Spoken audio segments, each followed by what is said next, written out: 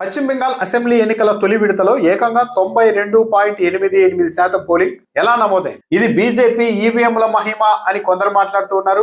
లేదు, మమతా బెనర్జీ గారి ప్రభుత్వం మీద తీవ్ర వ్యతిరేకత ఉంది అక్కడ పబ్లిక్ లో, అందుకే ఈ స్థాయిలో పోలింగ్ నమోదైంది. సాధారణంగా ప్రభుత్వ వ్యతిరేకత ఉన్నప్పుడే ఇలా ఓటర్లు పోటెత్తుతారు అన్నది ఒక విశ్లేషణ. అయితే ప్రభుత్వం మీద తీవ్ర వ్యతిరేకత ఉన్నప్పుడే ఇలా భారీగా పోలింగ్ జరుగుతుంది అన్న ఒక సాంప్రదాయబద్ధమైన విశ్లేషణ ఈసారి బెంగాల్ ఎన్నికల్లో వర్తించదు అన్న ఒక అభిప్రాయం కూడా ఉంది. ఇదే పశ్చిమ బెంగాల్లో 2021 అసెంబ్లీ ఎన్నికల్లో మొత్తం పోలింగ్ 82.3%. అంటే ఈసారి దాదాపు 10.5% మేర పోలింగ్ పెరిగింది. ఇది అసాధారణమైన పెరుగుదలగానే ఎవరికైనా కనిపిస్తుంది. సాధారణంగా గ్రామాల్లో పంచాయతీ ఎన్నికల్లో గ్రామాల్లో ఆధిపత్యం కోసం పోటాపోటీగా ఓట్లు వేసిన సమయంలో మాత్రం ఇలా 90% పోలింగ్ నమోదవడం అన్నది సహజంగా జరుగుతుంది. కానీ అసెంబ్లీ ఎన్నికల్లో ఈ స్థాయి పోలింగ్ అన్నది అసాధారణంగానే ఎవరికైనా కనిపిస్తుంది. అయితే పశ్చిమ బెంగాల్లో ఈసారి పోలింగ్ అన్నది 92% దాటడానికి ప్రధానంగా కొన్ని కారణాలను అయితే చూపెడుతూ ఉన్నారు. బీజేపీ చేసిన క్యాంపెయిన్ కారణంగా బెంగాల్లో మతపరమైన విభజన ఈసారి స్పష్టంగా పోలింగ్ లో కనిపించింది అన్న ఒక అభిప్రాయం కూడా ఉంది. అటు ముస్లింస్ ఇటు హిందువులు పోటాపోటీగా తమ ప్రాబల్యం నిలుపుకునేందుకు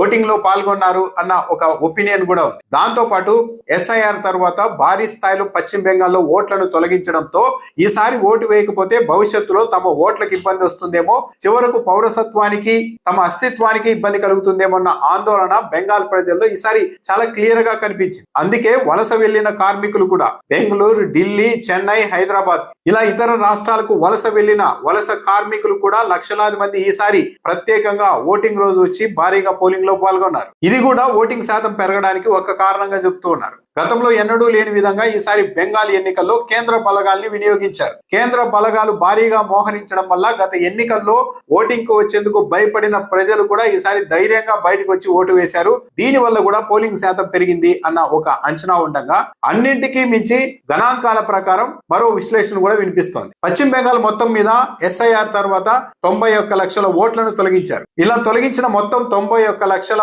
ఓటర్లలో ముస్లిం వర్గానికి చెందిన 31.1 లక్షల ఓటర్లు ఉన్నాయి. అంటే 31 లక్షల ఓటర్లు ముస్లిం వర్గం నుంచి తొలగించబడ్డాయి. అదే సమయంలో తొలగించబడిన హిందూ ఓటర్ల సంఖ్య 57.47 లక్షలు. బెంగాల్ మొత్తం జనాభాలో ముస్లింస్ జనాభా 27% ఉంటుంది. కానీ ఈ తొలగించిన మొత్తం ఓట్లలో ముస్లిం ఓటర్ల సంఖ్య 34%గా ఉంది. అంటే జనాభా రేషియోతో పోలిస్తే తొలగించబడిన ఓట్లు ముస్లింస్ ఎక్కువగా ఉన్నాయి. కానీ సంఖ్యాపరంగా చూస్తే తొలగించబడిన హిందువుల ఓట్లే అధికంగా ఉన్నాయి. ఈ తొలగించబడిన 91 లక్షల ఓట్లలో దొంగ ఓట్లు, మరణించిన వారి ఓట్లు, శాశ్వతంగా రాష్ట్రాన్ని వదిలి ఇతర ప్రాంతాలకు వెళ్లిపోయిన వారి ఓట్లు ఉన్నాయి. ఎస్ఐఆర్ ద్వారా 91 లక్షల ఓట్లను తొలగించడం కారణంగానే బెంగాల్లో అసాధారణ స్థాయిలో పోలింగ్ శాతం పెరిగినట్టుగా కనిపిస్తోంది అన్నది ఒక ప్రధానమైన విశ్లేషణ. ఉదాహరణకు గతంలో 100 ఓట్లు ఉంటే 82 మంది ఓట్లు వేస్తే 82% పోలింగ్ గా ఉండేది. కానీ ఈసారి ఎస్ఐఆర్ ద్వారా క్లీన్ చేయడంతో దొంగ ఓట్లను, ఫేక్ ఓట్లను,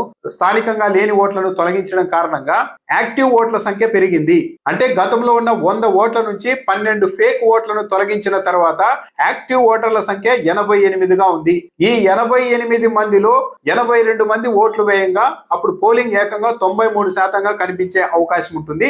అదే బెంగాల్లో జరిగింది. తొలి విడతలో బెంగాల్ గ్రామీణ ప్రాంతాల్లో కూడా భారీ స్థాయిలో పోలింగ్ నమోదైంది. దీనికి అనేక కారణాలు ఉన్నాయన్న అభిప్రాయం కూడా ఉంది. మమతా బెనర్జీకి రైతు పక్షపాతిగా పేరుంది, మహిళా పక్షపాతిగా పేరుంది. ఎక్కువగా ఆ ఓటింగ్ లో ఆమెకే బలం ఉంది. మైనారిటీ వర్గాల్లో కూడా మమతా బెనర్జీకి చాలా స్పష్టమైన బలం ఉంది. ఈసారి రైతులు కూడా భారీ సంఖ్యలో పోలింగ్ లో పాల్గొన్నారు. గ్రామీణ ప్రాంతం వాళ్ళు ఎక్కువగా పోలింగ్ లో పాల్గొన్నారు. స్థానిక సమస్యలు, ఉపాధి హామీ పథకంలో మార్పుల కారణంగా వాళ్ళు ఈ స్థాయిలో రియాక్ట్ అయ్యారు అన్న ఒక అభిప్రాయం కూడా ఉంది. మమతా బెనర్జీ పథకాల కారణంగా ఇప్పటికీ మహిళల్లో, రైతుల్లో ఆమెకు మంచి పట్టు కొనసాగుతోంది అన్న ఒక అభిప్రాయం కూడా ఉంది. సో మొత్తం మీద తొలి విడతలో ఏకంగా 92% పైగా పోలింగ్ నమోదవడానికి ప్రధాన కారణాలు చూస్తే గతంలో ఎన్నడూ లేని స్థాయిలో పోలరైజేషన్ జరగడం, హోరాహోరీగా పోటాపోటీగా అన్ని వర్గాల వాళ్ళు తమ ప్రాధాన్యతను, ప్రాబల్యాన్ని నిరూపించుకునేందుకు పోటీపడి ఓటింగ్ లో పాల్గొనడం ఒకటైతే, కేంద్ర బలగాల ఆధ్వర్యంలో ఎన్నికలు జరగడంతో ధైర్యంగా గతంలో ఓటు వేయని వాళ్ళు కూడా ఈసారి ఓటింగ్ వేశారు. ఓట్లు వేసే వేశారు, దాని వల్ల కూడా ఓట్ల శాతం పెరిగింది.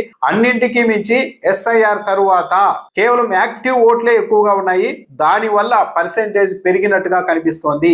అంటే ఓటర్ల జాబితాను మొత్తం క్లీన్ చేసిన తర్వాత గతంలో ప్యాసివ్ మోడ్ లో అంటే జాబితాలో ఉంటారు కానీ ఓట్లు వేసే వాళ్ళు ఓటు వేసేందుకు ముందుకు రారు, అసలు ఉండరు. కానీ అలాంటి వాళ్ళందరి కారణంగా జాబితా ఏమో ఎక్కువ మంది ఉన్నట్టుగా కనిపిస్తుంది, ఓట్లు వేసే వాళ్ళ సంఖ్య తక్కువగా ఉంటుంది, దానివల్ల పర్సెంటేజ్ తక్కువగా నమోదైనట్టుగా కనిపించేది. ఇప్పుడు పూర్తిగా యాక్టివ్ గా ఉన్న ఓట్ల సంఖ్యను మాత్రమే ఉంచడం వల్ల పోలింగ్ శాతం అధికంగా కనపడుతోంది అన్నది ఒక అభిప్రాయం. ఎస్ఐఆర్ తర్వాత ఈసారి మేము ఓటు వేయకపోతే భవిష్యత్తులో మా ఓటు ఉండదేమో, మేము బెంగాల్ ప్రజలుగా గుర్తించబడమేమో, మా పౌరసత్వమే అస్తిత్వమే ప్రమాదంలో పడుతుందేమో అన్న ఆందోళన కూడా పెద్ద ఎత్తున ఓటర్లని పోలింగ్ కేంద్రానికి మళ్లించేందుకు అవకాశం